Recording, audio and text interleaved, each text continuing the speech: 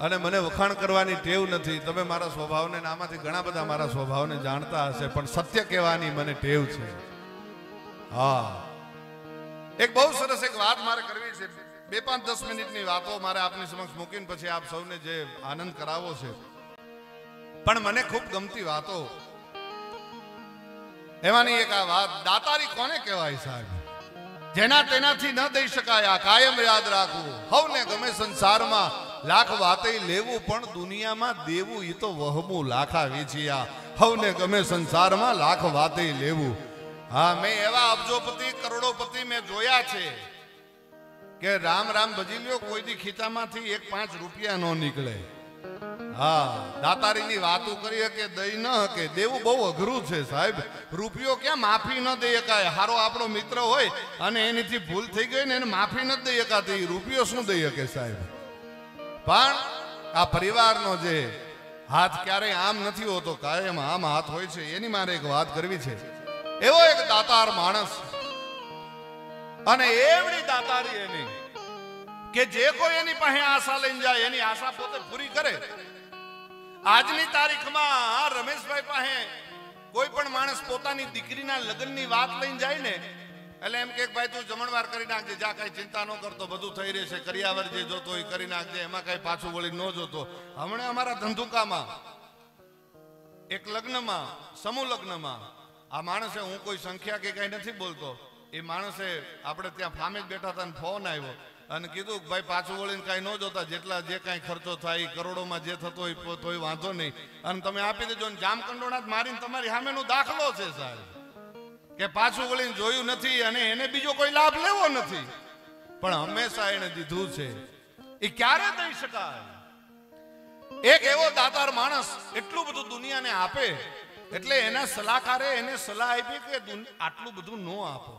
આ તો ગોળ હોય ત્યાં સુધી માખીઓ આવે, બાકી ન આવે.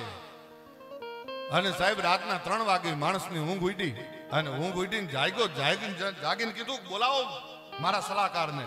સલાહકારને રાતે 3 વાગે બોલાવવામાં આવ્યો. રામ રામ. અત્યારે બોલાવવાનું કારણ કે તમે મને દિવસે કંઈક સલાહ આપતા હતા કે હા તમે આટલું બધું દુનિયાને આપો છો, આટલું બધું ન આપો, આ તો ગોળ હોય ત્યાં સુધી માખીઓ આવે એમ. રાતના કેટલા વાગ્યા છે સલાહકાર? તો કે 3 વાગ્યા છે. આ શું પડ્યું? તો કે ગોળ પડ્યો છે. રાતના 3 વાગ્યા છે અને ગોળ પડ્યો છે, માખીઓ લઈ આવી દો. તો કે ઈ એમ ન આવે, ઈ તો દિવસે આવે. ત્યારે ઈ માણસે કીધું તો ભાઈ મારો દિવસ છે ત્યારે દુનિયા મારી પાસે આશા લઈને આવે છે, એમનેમ નથી આવતી સાહેબ. દેવું ઈ જેના તેના કામ નથી. બીજી એક વાત કરી દઉં રમેશભાઈ, દાસભાઈ, જે કોઈ રૂપિયા આપતા હોય, હું એને કોઈને ધન્યવાદ નથી આપતો સાહેબ, એને એકવાર ધન્યવાદ નથી આપતો, પણ ધન્યવાદ એની હું જનેતાને આપું છું કે એની 9-9 મહિના ઉદરમાં રાખીને જે સંસ્કારનું પાન કરાવ્યું હોય ત્યારે આપી શકાય. એના ધાવણના ઘૂંટડે ઘૂંટડે જે સંસ્કારનું પાન કરાવ્યું હોય ત્યારે આપી શકાય. આ રાણા બાપુ અહીં બેઠા છે, રાજેન્દ્રદાસ બાપુ બેઠા છે. એમને આ ભગવો, એમના બા અને એમના અહીંયા એમના શિષ્યો બેઠા છે, એમ ધમબાપુ શિષ્ય બેઠા છે, વિજય બાપુ એમના ગુરુભાઈ બેઠા છે. હા, અમે તો અહીંયા બહુ આનંદ કર્યો ભાઈ. હા, બાપુનો મારી ઉપર ખૂબ માથે હાથ છે, અમે ખૂબ આનંદ કર્યો છે અહીંયા. પણ આ રાણા બાપુ જેને તમે રાજેન્દ્રદાસજી બાપુ તરીકે ઓળખતા હશો, કૃષ્ણદાસ બાપુના શિષ્ય તરીકે ઘણા ઓળખતા હશે સાહેબ, એમના માતા પિતાને 18 વર્ષ થઈ ગયેલા લગ્નને, અને સંતાનની પ્રાપ્તિ નહોતી થતી. અને પરબના પીરની સામે એકવાર નજર કરી કીધું કે આય અલક્ષણી, આય બાપ, આય પરબના પીર, આટલા સમય થઈ ગયા અમારા લગ્ન જીવનને અને હજી અમારે સંતાનની પ્રાપ્તિ નથી થઈ, સંતાન નથી, અને જે પેલું સંતાન આવે હું તારા ખોળે રમતું મૂકી દઈશ સાહેબ. દેવું ઈ જેનું તેનું કામ નથી. હું કાયમ કહું છું ને આ વસ્તુ કાયમ યાદ રાખજો સાહેબ.